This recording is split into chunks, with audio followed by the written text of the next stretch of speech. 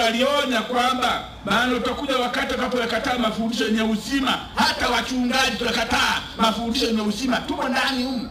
Tumo. Ila kwa kuzifuata nia zao wenyewe watajipatia walimu makundi kwa kuwa na masikio ya utafiti, na watajiepusha sikio yaliyo kweli na kuzigeukia hadithi za uongo. Sikia tena, nasoma tu, usio na wasiwasi.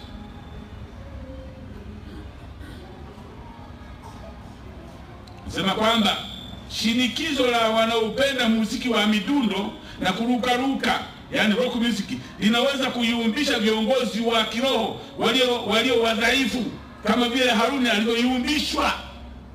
Kuna ndani ya kanisa humu kuna vigego ndani, na hasa viongozi wa kwaya ni vigego, havisikii, vimekomaa katika uovu, na vinayumbisha wachungaji kirahisi tu. Mchungaji basi bwana, basi jaribu hapa leo, nipo mpaka jioni, jaribu taona.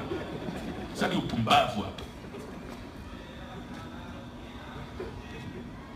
Sema kwamba wanayumbishwa kama vile Haruni alivyoyumbishwa. Alihofia usalama wake, na hivyo akakubaliana na mawazo ya wana wa Israeli.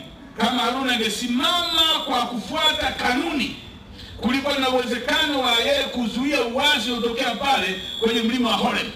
Angezuia, angesimama, lakini alihofia usalama wake.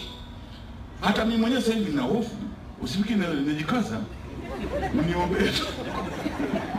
Niombeni kimoyo najikata na hofu. Nafikiri na utaratibu wa kutoka kwenda nyumbani kwa njia yangu mimi mwenyewe. Na usiniulize nitaondoka saa ngapi, hayakuhusu. Maana najua kwamba kuna watu wamenichukia kweli wapo. Wanauma meno sasa hivi.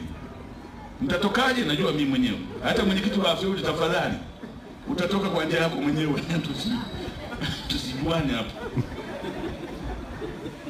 White anasema dini ambayo inawaruhusu watu wakati wakiwa kwenye ibada kujitoa kwa kufuata mambo ya ubinafsi au kutimiza mazao, huwa inafurahisha watu sasa kama ilivyokuwa katika siku za Israeli. Dini ambayo watu wataimba na wataka, watacheza na ndio wanaitaka. Hapa hakuna leo. Mchinga huwa hakuna. Na ujaribu mchana wa leo, nitakushughulikia. Nasema kwamba na bado mpaka leo, na bado wako akina Haruni wanaoyumbishwa kwa urahisi, ambao wakati wanashikilia vyeo vya mamlaka katika kanisa wanakubaliana na matakwa ya watu ambao hawajatakaswa.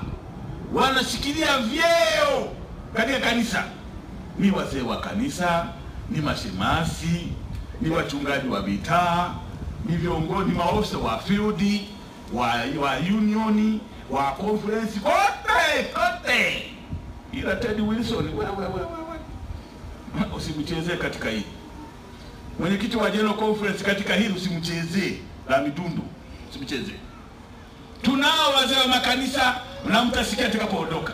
Tunao wachungaji wa mitaa, tunao wakurugenzi wa field, maofisa wa field, maofisa wa conference, wakurugenzi wa union, wakurugenzi wa ofisa wa union, mahali pengine pote acha Ted Wilson. Ambao anasema hivi, narudia, na bado wako akina Haruni wanaoyumbishwa kwa urahisi, ambao wakati wanashikilia vyeo vya mamlaka katika kanisa wanakubaliana na matakwa ya watu ambao hawajatakaswa, yani washenzi, na hivyo kuwatia moyo kuendelea katika dhambi. Hiyo ni Patriarchs and the Prophets, ukurasa wa 371 na Ellen G. White. Na ndio watakuja kuwayumbisha kutoka kwa field huko, sijui, lakini mchungaji wangu Barnaba huyu na nafahamu tangu zamani.